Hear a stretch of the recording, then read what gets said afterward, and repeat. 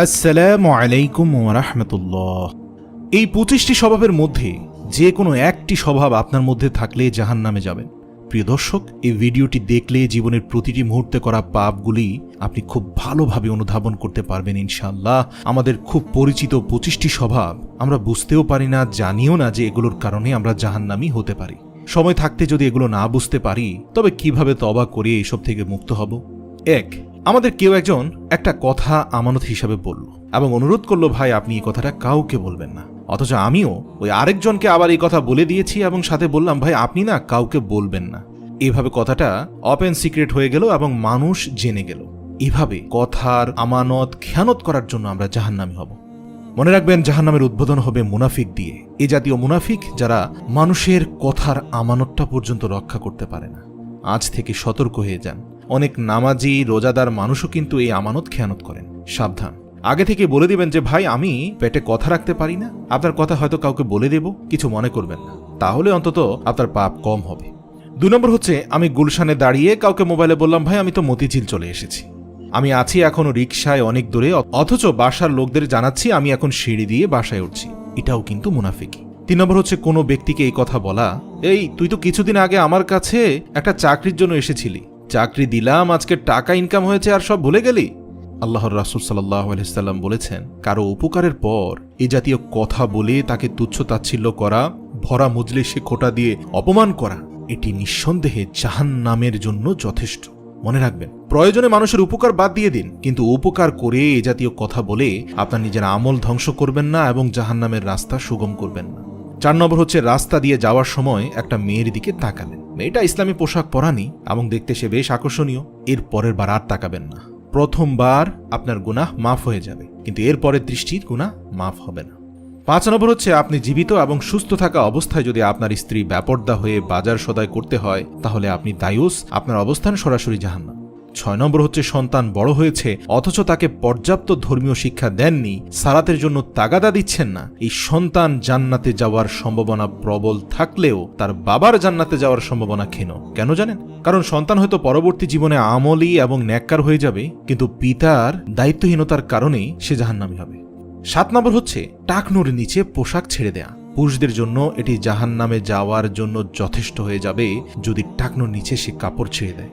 ৮ নম্বর হচ্ছে, কারো হক নষ্ট করেছেন বা দুর্নীতি করে টাকা ইনকাম করেছেন, যদি আখেরাতে বাঁচতে চান তবে তার টাকা বা তার হক ফেরত দিয়ে দিন, নইলে আখেরাতে সে আপনার সমস্ত ন্যাক আমল ধরে টান দেবে। মিশকাত ৩৭৫৩। ৯ নম্বর হচ্ছে, বয়স ছিল, ক্ষমতাও ছিল, তখন রিকশাওয়ালাকে ১০ টাকা বেশি দাবি করার কারণে কষিয়ে চড় মেরেছিলেন।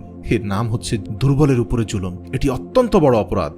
জাহান্নাম থেকে বাঁচতে হলে তার হাত ধরে ক্ষমা চেয়ে নিন, নাহলে একদিন আপনার আমলনামা সে টান দিবেই দিবে এবং আপনি যাবেন জাহান্নামে। ১০ নম্বর হচ্ছে, মহিলারা গায়ে সুগন্ধি মেখে পরপুরুষের পাশ দিয়ে হেঁটে গেছেন। এই ধরনের কাজ জীবনে আপনি যতবার করেছেন ততবার জেনার অপরাধ হয়ে গিয়েছে। এখনই তওবা করুন আর কখনো পরপুরুষের সামনে সুগন্ধি মেখে হাঁটাচলা করবেন না। এটা আল্লাহ রাসূল সাল্লাল্লাহু আলাইহি ওয়াসাল্লাম নিষেধ করে গিয়েছেন। হ্যাঁ, সুগন্ধি আপনি আপনার স্বামীর সাথে একান্তে বা ঘরের ভেতর ব্যবহার করতে পারেন, তখন সুগন্ধি ব্যবহার করতে কোনো অপরাধ নেই, বরং সওয়াব রয়েছে।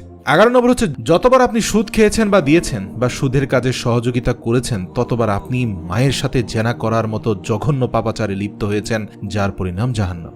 ১২ নম্বর হচ্ছে, যতবার আপনি কোনো অমুসলিমকে খাইয়েছেন বা উপকার করেছেন, মনে রাখবেন ততবার আপনি দানের সওয়াব পেয়েছেন এবং আল্লাহ তাআলা আপনার উপর খুশি হয়েছে, কারণ আপনি একজন অমুসলিমকে খাইয়েছেন বা দান করেছেন। কিন্তু অতি উৎসাহিত হয়ে তার পূজা অর্চনায় যোগ দেওয়া, তাকে SMS দিয়ে পূজার শুভেচ্ছা জানানো অথবা তার পূজায় নিজের গাকে ভাসিয়ে দিয়ে আপনি শিরক করেছেন, তো জাহান্নামের জন্য প্রস্তুত হয়ে যান। আল্লাহ তাআলার নিকট খাস তওবা ব্যতীত এই পাপাচার থেকে কখনোই আপনি মুক্তি পাবেন না এবং জাহান্নামের আগুন থেকেও রক্ষা পাবেন।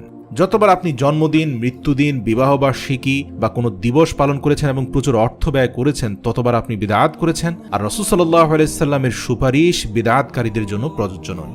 ১৪ নম্বর হচ্ছে, ভিক্ষুক। এক্ষেত্রে একটু কথা বলে রাখি, ভিক্ষুক দেখলে আমরা অনেকে বলি আল্লাহর রাসূল ভিক্ষাবৃত্তি পছন্দ করতেন না, এই যা তুই এখান থেকে চলে যা, অর্থাৎ ভিক্ষা দেব না। এখানে একটা কথা আমাদের মনে রাখতে হবে, আল্লাহর রাসূল ভিক্ষাবৃত্তি পছন্দ করতেন না ঠিক, কিন্তু দান করতে তো অনুৎসাহিত করেননি, দানকে তো তিনি বাধ্যতামূলক করেছেন।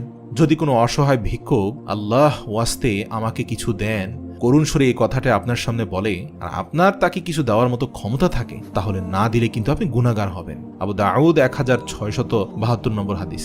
হ্যাঁ, ভিক্ষুক যদি বলে ভাই আমাকে কিছু দেন, আল্লাহ ওয়াস্তে এই কথাটা যুক্ত না করে অথবা শুধু বলে আমাকে সাহায্য করুন, তাহলে মনে চাইলে আপনি তাকে দিতেও পারেন, আবার ইচ্ছা না হলে নাও দিতে পারেন। কিন্তু আল্লাহ ওয়াস্তে বললে আপনাকে অবশ্যই কিছু না কিছু দিতেই হবে, কারণ আরশের মালিক আল্লাহর নামে সে আপনার কাছে সাহায্য চেয়েছে। যে মালিকই মূলত আপনাকে খাওয়াচ্ছেন এবং আপনার সকল সম্পদ তারই দান। 15 নম্বর হচ্ছে স্ত্রী বা শ্বশুরবাড়ির লোকদের প্ররোচনায় নিজের বাবা মাকে অবহেলা করা। এটি এখন বর্তমান সময়ে একটা ট্রেন্ড হয়ে গিয়েছে। এই পাপাচারে একদম ফেঁসে যাবেন না।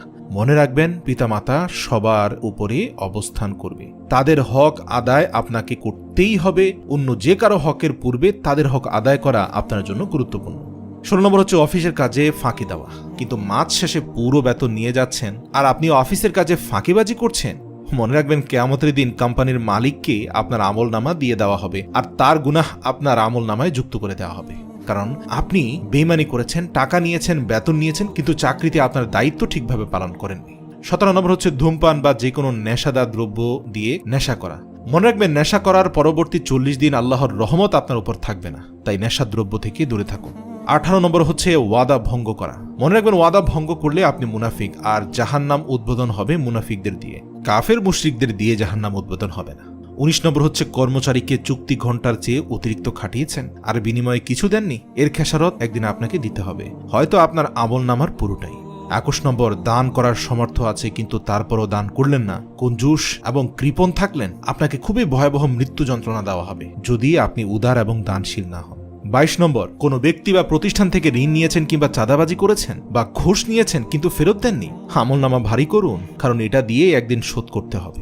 23 নম্বর হচ্ছে রাসূল সাল্লাল্লাহু আলাইহি সাল্লামের দেখানো পদ্ধতি বাদ দিয়ে পীর সাহেব নিত্য নতুন যে পদ্ধতি দিয়েছেন বা এমন কিছু যদি দিয়ে থাকেন যেটা আল্লাহর রাসূল করেননি, সেই পদ্ধতিতে আমল করেছেন তো ধরা খেয়েছেন। মনে রাখবেন, রাসূলের সুপারিশ আপনার জন্য নয়, কারণ বেদাতকারীদের আল্লাহর রাসূল সুপারিশ করবেন না। 24 নম্বর হচ্ছে ঘরে কোরআন কিনে ফেলে রেখেছেন কিন্তু তা পড়েন না, অনুধাবনও করেন না। মনে রাখবেন, এই কোরআন একদিন আপনার বিরুদ্ধে সাক্ষ্য দিবে। 25 নম্বর হচ্ছে মহিলারা স্বামী এবং শ্বশুর বাড়ির লোকদের বদনাম করছেন, আজ থেকে এসব বাদ দিয়ে দিন। স্বামীরা স্ত্রী বা তার পরিবারের লোকদের বদনাম করছেন, আজ থেকে এসব বাদ দিয়ে দিন। ইস্তিগফার পড়ুন, আস্তাগফিরুল্লাহ আস্তাগফিরুল্লাহ। মনে রাখবেন, এই পাপাচার আল্লাহ কোনোদিন ক্ষমা করবেন না যারা আত্মীয়তার বন্ধনকে সমালোচনা এবং পরনিন্দা দ্বারা দুর্বল করে তোলে। মনে রাখবেন, আত্মীয়তার বন্ধন বিচ্ছিন্নকারী জান্নাতে যাবে না। হে আল্লাহ, আপনি আমাদের এই সকল স্বভাবগুলো থেকে মৃত্যুর পূর্বে তওবা করে ফিরে আসার তৌফিক দান করুক। আমি জানি অনেক ভাইদের মধ্যে এই স্বভাবগুলো আছে, আমি নিজেও এই সকল স্বভাব থেকে 100% পুত পবিত্র, তাও বলার সুযোগ নেই। তাই আসুন দিল থেকে সবাই ইস্তেগফারের মাধ্যমে ওয়াদা করি যে এই সকল স্বভাব আর কোনো দিন আমরা আমাদের নিজেদের মধ্যে ধারণ করব না। আস্তাগফিরুল্লাহ।